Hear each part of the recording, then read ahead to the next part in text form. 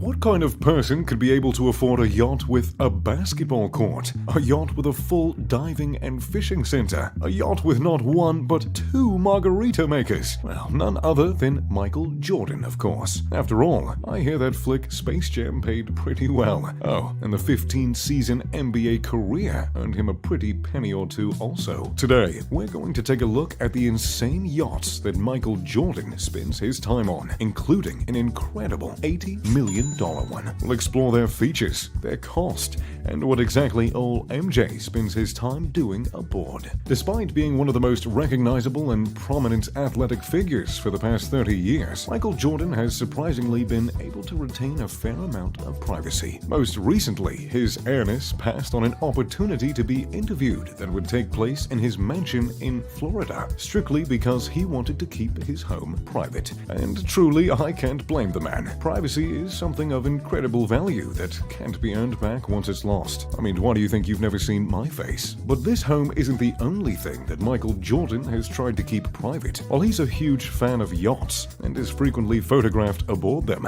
there has been little information released on the yachts he actually owns. And with a net worth of $1.6 billion, you can bet he owns a nice one. Mr. Terrible. First, let's start with Mr. Terrible, which is far, far from terrible. The yacht has been connected to Michael Jordan for quite some time and hasn't been available to charter for a few years now, so I'll let you do the math. Mr. Terrible has everything you could want in a super yacht. It spans an impressive 154 feet, about the length of 1.5 basketball courts. It has a range of 2,700 nautical miles, which means Michael Jordan can zip around the Caribbean for several days with ease, and believe me, he does it quite often. And though the specs of the boat are impressive, it's what's inside and on the decks that's the real money maker. On the Fly Bridge, there is not only an open steering station, but a full area for entertainment and relaxation that is brimming with opulent details. There's a hot tub within reach of a wet bar. I mean, really, what more could you need? Well, perhaps a 50-inch plasma screen TV that is retractable, giving you an option to either enjoy the tropical views or watch, well, I don't know, Space Jam perhaps. You don't even have to worry about lifting a finger to find the remote while you lounge against the hot tub jets, because the remote is waterproof and floats in the water for easy reach. And if that's not the definition of luxury, I don't know what is. Of course, this isn't the only deck where fun in the sun can be had. On the aft deck, there's an area for al fresco dining, and further down on the main deck, there's a fishing cockpit. The fishing cockpit includes a live bait tank and large rod lockers, which is perfect for Michael Jordan, who is actually an avid fisherman. But if anyone wants to get even closer to the action, there's a dive center on board the ship as well. The dive center includes a nitrix dive compressor and 6 full sets of diving gear on board, which means he could dive with all 5 of his kids. However, if he'd rather send his wife Yvette in his place, there are underwater cameras on board to see the action below deck without having to hop in the ocean. The interior of this yacht is tastefully decorated in a Polynesian style combined with Art Deco touches for a truly unique experience. There are dozens of entertaining areas, including a dining saloon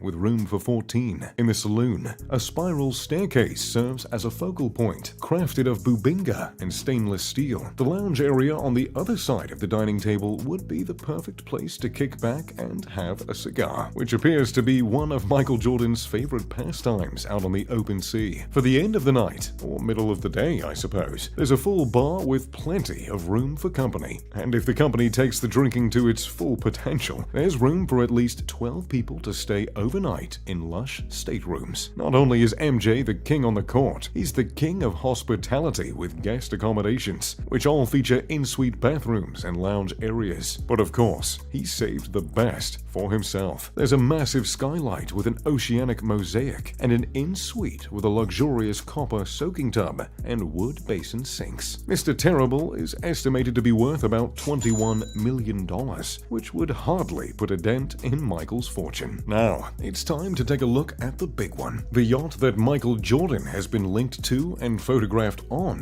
that is priced at a whopping $80 million.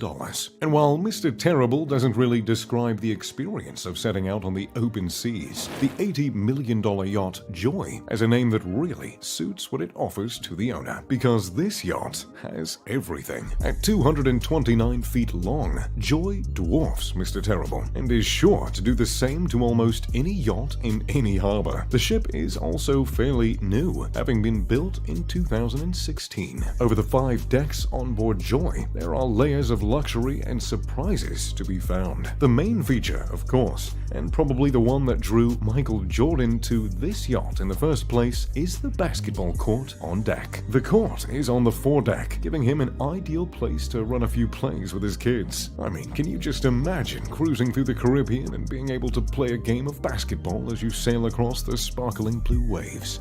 It just sounds magical. Well, that being said, if he isn't in the mood for basketball, which surely isn't often, the foredeck can be converted to a games deck for nearly any sport, including badminton and football. One of the main features of Joy is its versatility and ability to adapt to indoor and outdoor living. The foredeck and all 3 aft decks can be enclosed in glass during colder months or in inclement weather, so you're always able to use the entire ship, no matter what Mother Nature has in store. Most of the indoor spaces are encased in glass sliding doors, which means Michael's wife could sit inside the lounge with a drink and still talk to her kids out on the basketball court. The best of both worlds, truly. The game deck directly connects to the owner's pavilion, which includes an impressive master suite with 270-degree views of the water, his and hers bathrooms, as well as an owner's office and a private owner's lounge, offering the utmost privacy, even when friends are aboard the ship. And certainly, you'll have friends aboard the ship. There are 7 cabins, 2 VIP staterooms, 4 double cabins, and a twin cabin, which provides enough room for 12 guests. The bathrooms all feature granite accents and rainfall showers, which creates a spa experience for everyone. And speaking of spa experiences, this yacht has a spa, which is complete with a jacuzzi, sauna, and a treatment room where guests can get massages and facials. There are dozens of living areas and lounges aboard the ship, but none shine quite as brightly as the main lounge. The main lounge has a bar and custom furniture crafted in warm colors to create a cozy yet luxurious space. One of my favorite lounge areas, however, can actually be found outside. On one of the aft decks, you'll find a jacuzzi and sitting area with a wet bar. And I bet you'd know exactly where I'd be spending most of my time aboard the ship. Although there is one area that's just a bit cooler. Imagine you're Michael Jordan and it's Saturday night. You want to get down, but you're hundreds of miles offshore on Joy. Well, what do? You could head up the elevator into the beach club.